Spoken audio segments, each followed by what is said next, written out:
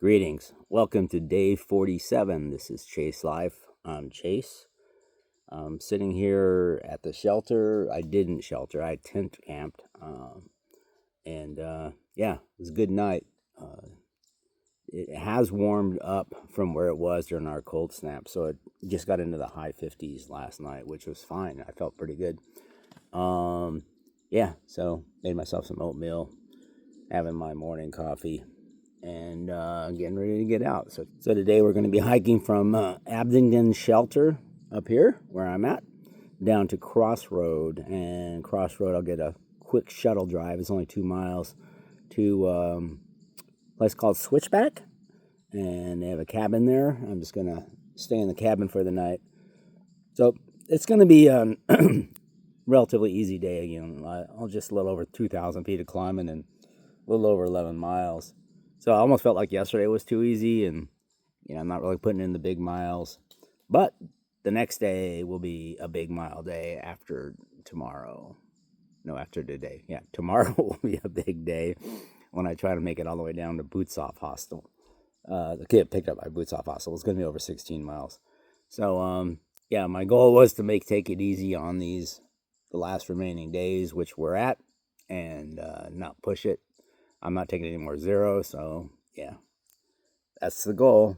And so even with a short day like yesterday was just under 11 miles, and but you roll into camp, it's almost 3, and you could hike for 3 more hours, but by the time you, in this case especially because the water was really far away, by the time you get water, filter it, set up your tent, and yes, last night I made a fire and all that. By the time you get all that done, it's 5 or so. So it's kind of nice actually just to kind of chill and not have to do anything else. I was running on low sleep, so it was really kind of nice to be in bed by like 6:30, and I was out by 7. I didn't wake up till this morning, so I don't like 11 hours of sleep or something. Well, anyways, it was good. I'm rambling. Good morning. I did want to mention one thing. The positive was I didn't, I wasn't awakened by like a bunch of like animals scurrying around or anything like that. So that was good. But it's been raining acorns, man. They've been, while I walk down the trail, they're just falling all around me just constantly. So yeah, they're raining all around and including where my tent is. So they would hit the tent. Sometimes if they hit a stretched out portion of it, like my vestibule flap, it'd be like hitting a drum. A boom. And all night long. But it's cool. Man, what a beautiful morning. And the weather, it's just kind of mind-boggling how fortunate I have been. It's 57 degrees, blue skies and sunny. It's perfect hiking weather. Don't even have to put a mid-layer on. So I did take a look at the extended weather forecast pretty much up until my last day, and it looks like it's all like this. And if that's the case, have I been lucky. In regards to things I'm looking forward to, we're kind of running out of our AT bucket list items, the things we wanted to do, like McAfee's Knob and Grayson Highlands. So up next, I think, which may be one of the last ones, is Roan Highlands, which I've been told, a number of people have told me is just stunning. So yeah, looking forward to Roan Highlands. And other than that, getting to hot springs, which is it'd be kind of interesting to see. I haven't been to hot springs since Hurricane Helene, so kind of interesting to see how it's done. Looking at Damascus, they've rebuilt a lot, and you're still seeing some rebuilding. But yeah, it's there's going to be, I understand, some epic devastation along the trail that they've cut through, but it's kind of mind-boggling the number of blowdowns. I think especially around Irwin. Anyways, that it's not good, but it'd be interesting to see. So, yeah, we're looking forward to actually having a witness of that. Man, what a day. Woo! So when I was in Damascus, I took the opportunity to visit the Damascus Outfitters, a resupply store. They had a lot of very good gear. And I had heard or read, I'm not sure which, about the fact that, I love my Injinji toe liner socks that I wear under my other socks. I think that's been the key for me having hardly any blisters on this over 2,000 miles. But I had read someone saying that they don't last that long, and frankly never considered that and thought about it. And I had noticed in the last couple of weeks that they do seem awful thin. But it's a gradual thing, so you kind of get used to it. You don't think about it. Anyways, I picked up 2 new pairs of Injinji toe liner socks and put them on, and man, what a difference. I'm kind of shocked how awesome my feet feel wearing those compared to what they were. So yeah, great. I'm really glad I got those. I also picked up another fuel canister, and it's the first one I bought in quite a long time, and I'm really surprised. I was worried the last couple of weeks that, now I've stayed in hostels a lot, so then I haven't needed it, so it's not like it lasts forever, but it was so light that I was thinking like, God, there's hardly anything in here. And so when I did spend 4 nights in the woods, I'm thinking like, at some point it's just going to die, and then I'll have cold coffee and cold oatmeal. It's going to be kind of bad. But it made it to Damascus, and I got a new fuel canister, and I think that should last me till my end of days, which is only, 15 days from now? It's unbelievable. I'm really happy about being in Tennessee. It's just a big deal to me. It is, for those who, some of you may know, Tennessee is where I live, if only for the next few months. So more information on that later as I go through some life changes.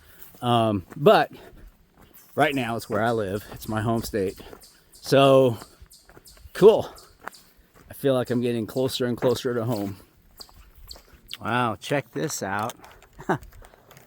McQueen's Knob Shelter, built in 1934. And you see how it's kind of leaning. Awesome. So it's there's a note on our app saying it's not a maintained shelter. So they recommend you do not stay here, but it's use it as an emergency shelter. So yeah, I think I mentioned before about my stay at Old Mill in Damascus, but I just want to kind of go over a little bit. So, originally I was going to stay at least one night, if not more, at Lady Di's hostel, and then plans changed, and so I had a resupply box there, so I did end up going there and meeting Lady Di and seeing the hostel. So what I can tell you from that experience is that Lady Di seems like a real sweetheart, and it looks like a really nice place. And without having stayed there, my recommendation doesn't mean much, but it looks like it'd be a nice place to stay. And if that's in your budget, then I would do that. I also want to mention that I walked by Crazy Larry's. Just walked by. So again, my perspective on that is just very limited, but it would definitely be a no for a number of reasons. But one was just the vibe of kind of like angry. It was weird. Yeah, not interested in staying there. And then if it's in your budget, highly recommend Old Mill Inn. What a wonderful place with a lot of history, and just everybody there was just so awesome. Paul the bartender And I almost hate calling him a bartender because he's like the heart of the place, helped run it. I could see him just, you know, the dynamics of him kind of like directing other people and stuff. But everybody else, there was an older woman running the breakfast, and she was such a sweetheart. I got checked in by this older dude who was just as helpful and friendly as you can be. So, yeah, there was the shower was wonderful. Everything, I mean, oh, and the food. You know, it was really good. I mean, you could tell that there's actually a cook back there, not someone just opening boxes and heating things up kind of thing. So, highly recommend Old Mill Inn. Now, again, it depends on your budget and what you're wanting to do. You can get a room there cheaper than you might think. A lot of the rooms are listed at $200 or so, but there are rooms available, smaller rooms, but they were definitely big enough for me, that were, I think, $110 a night. And so, you know, you get a private room at a hostel all times at $60 or $70, so it's not that much more, but, you know, just depends on you and your budget. Cool.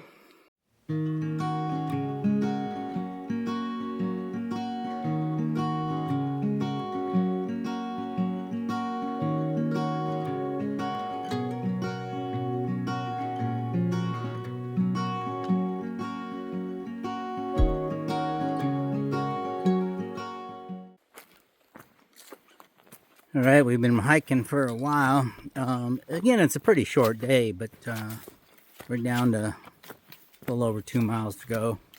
It's been an easy trail, you know, despite the ups, but it's been pretty easy. Yeah, not much to video, not much to take pictures of. Just a pleasant day of hiking through the woods. A little worried about tomorrow. So, like tonight, we are going to stop at a place called Switchback. And they have cabins for rent, and they're picking me up at this road crossing, and then they'll drop me off in the morning at the same road crossing, even though it's only 2 miles away, but I don't want to walk the 2 miles, of course. But tomorrow is going to be at least 16-mile day. Quite a bit of elevation, though I don't think it's all at once, so that's good. And I was told, don't expect to have any water on the trail for that 16 plus miles.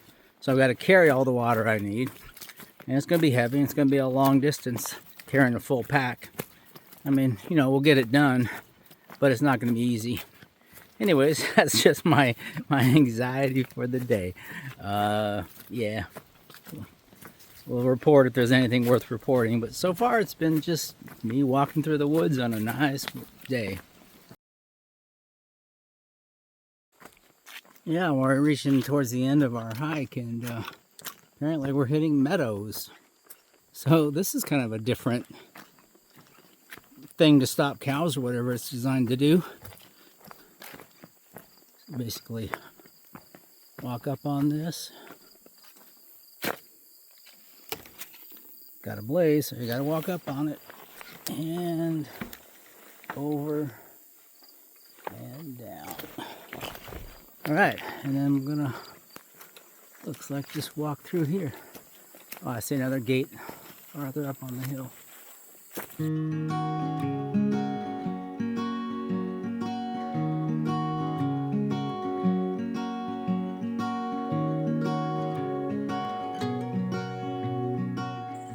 I appreciate these large rocks with blazes on them that we've been passing by throughout this meadow.